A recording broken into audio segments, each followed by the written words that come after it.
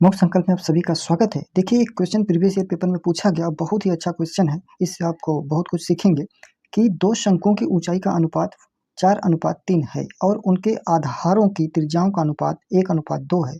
उनके आयतनों का अनुपात ज्ञात कीजिए। बहुत ही अच्छा क्वेश्चन है। उसके आयतन का अनुपात पूछा है, शंकु की ऊंचाई दिया है और त्रिज्या का अनुपात दिया है। आपको सबसे पहले हम बता दें, शंकु का जो आयतन होता है, ठीक है, शंकु का जो आयतन होता है, शंकु ऐसे ही बनता है। ये शंकु ऐसे बनता है, ऐसे। ये शंकु हो गया, तो यहाँ से यहाँ तक शंकु की त्रिज्या होती है r, ये होता है ऊंचाई, ठीक है। तो शंकु का जो आयतन होता है, शंकु का आयतन का जो फॉर्मूला v मतलब वॉल्यूम यानी आयतन 1/3 पाई r स्क्वायर h होता है। ये शंकु का आयतन का फार्मूला है, ठीक है। जहाँ r त्रिज्या है, h ऊंचाई, ये त्रिज्या यहाँ से यहाँ तक, ये ऊंचाई, ये तिर्यक ऊंचाई होता है। ये भी आपको बताते हैं, इसको l से डिनोट करते हैं, एल से प्रदर्शित करते हैं। यानी शंकु का आयतन कभी भी निकालना है तो 1/3 पाई r स्क्वायर h से अगर ये फार्मूला लगा देंगे, शंकु का आयतन निकल जाएगा, जिसमें r त्रिज्या है, h ऊंचाई है। और इसको हम और अच्छे तरीके से करने के लिए क्या करते हैं, ये जान लीजिए कि पाई/3 क्या है, कांस्टेंट है। तो कांस्टेंट, कभी भी कांस्टेंट अगर आयतन पूछे, अगर कांस्टेंट की वैल्यू है तो उसको नहीं लिखा जाता। नहीं भी लिखेंगे तब भी आंसर उतना ही आएगा, क्योंकि पहले वाले शंकु का आयतन निकालेंगे उसमें भी 1/3 पाई आएगा, दूसरे वाले शंकु का आयतन निकालेंगे उसमें भी 1/3 पाई आएगा। तो ये पाई और 1/3 कट जाता है, इसलिए उसको लिखा नहीं जाता। तो हमको आयतन का अनुपात पूछा, तो देखिए आयतन का अनुपात हम पहले आपको बता देंगे, बेसिक बता देंगे, फिर उसका ट्रिक बता देंगे। अगर मान लीजिए हमको आयतन निकालना है, जिसे आयतन निकालना है यानी v मतलब वॉल्यूम, या यहाँ आयतन लिख देंगे, वॉल्यूम मतलब आयतन।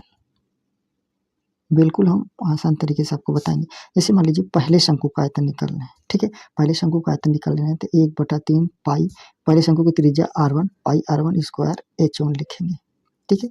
इसी तरह दूसरे शंकु को निकालेंगे तो 1/3 पाई r2 स्क्वायर h2 लिखेंगे, ठीक है। अगर इसका अनुपात निकालेंगे तो देखिए 1/3 पाई से कट गया है, तो बचेगा कितना, r1 स्क्वायर h1 अनुपात r2 स्क्वायर h2।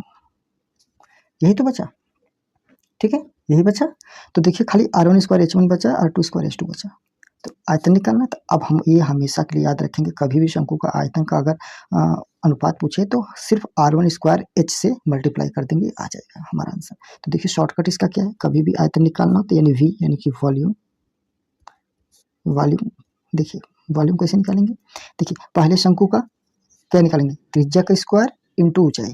तो पहले शंकु का त्रिज्या कितना है, 1, ऊंचाई कितना है, 4, लेकिन ऊंचाई का त्रिज्या का स्क्वायर है तो त्रिज्या का स्क्वायर कर देंगे। ऊंचाई कितना है, 4 पहले का।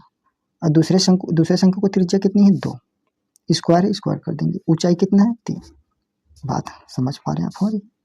अब इसका बस मल्टीप्लाई कर दिए, 1 का स्क्वायर 1 होता है, 1 में 4 का मल्टीप्लाई करेंगे तो 4 आएगा। 2 का स्क्वायर कितना हो जाए, 4 होता है, गुणा 3, तो 4 से कट गया, यहाँ 1 बचा, यानी 1:3 हो गया। यही आंसर हो जाएगा। ये इसका क्या जाएगा, वॉल्यूम हो जाएगा, वॉल्यूम का आयतन मतलब अनुपात आ जाएगा। समझ पा रहे हैं। अब कभी भी पेपर में अगर कभी भी अब क्वेश्चन आए तो इतना हम तो आपको लिख के समझाए हैं, बस आएगा पेपर में कैसे करना है। देखिए पेपर में करने के लिए सबसे आसान तरीका बताते हैं। पेपर में अगर करना है तो कुछ नहीं करना है, सिर्फ वॉल्यूम निकालना है। वॉल्यूम का मतलब त्रिज्या का स्क्वायर इंटू h। त्रिज्या कितना है, 1 का स्क्वायर गुणा 4 यानी 4 हो जाएगा। देखिए कितना सारे पेपर में करने का तरीका बता रहे हैं। इसका 2 दूनी 4 3 कितना हो जाएगा, 12 हो जाएगा। तो 4 1 4, 4 3 12 यानी 1:3, यही आंसर हो जाएगा। इतने पेपर में करेंगे, ये तो हमने लिख के बताया है। अगर हमको करना होगा तो हम तो डायरेक्ट यहीं पर कर देंगे, 1 का स्क्वायर 1 गुणा 4 यानी 4 हो जाएगा। 2 दूनी 4 3 12, 4 1 4, 4 3 1:3, ये डायरेक्ट लिख के चलेंगे। ये आपको समझाने के लिए बता रहा है, ये आपको याद रखना है।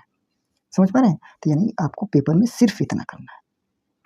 तो ये तो हम आपको बेसिक तरीका बताया, समझ पा रहे हैं आप हमारी बात को। तो अगर आपको आज का टॉपिक यूजफुल लगा हो और आपके लिए थोड़ा सा भी हेल्पफुल लगा हो तो वीडियो को लाइक करें, और चैनल पर अगर नए हैं तो सब्सक्राइब करें। आपको हम इसी तरीके से देखिए, पहले बेसिक बताया फिर इसका ट्रिक बताया, तो ऐसे ही हम आपको सिखाएंगे और पेपर में आप बिल्कुल छोटे तरीके से, बिल्कुल शॉर्टकट तरीके से क्वेश्चन को आसानी से कर पाएंगे।